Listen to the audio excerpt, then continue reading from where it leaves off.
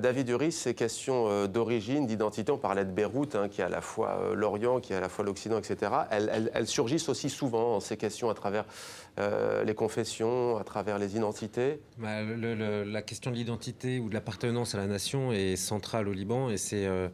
on ne va pas rentrer dans un débat politique ou religieux ici, mais c'est insoluble, en fait. C'est juste insoluble. Vous avez autant de définitions de ce qu'est être libanais que de libanais. Donc, c'est un problème.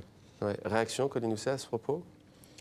Sur l'identité, oui, c'est vrai que c'est ce que je disais tout à l'heure, c'est quand même un concept tellement personnel et tellement subtil que je comprends que dans le contexte libanais, ce soit important peut-être de se définir, mais avant tout, c'est le concept de citoyenneté sur lequel il faut se mettre d'accord.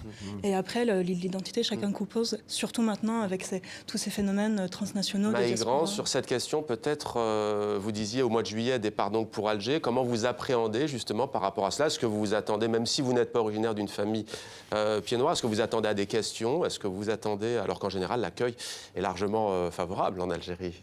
Ouais, beaucoup de Français. De l'appréhension, non. Non. Curiosité, peut-être. Ça, certainement. En fait, après cet ouvrage, pour moi, l'Algérie a quelque chose de familier, finalement.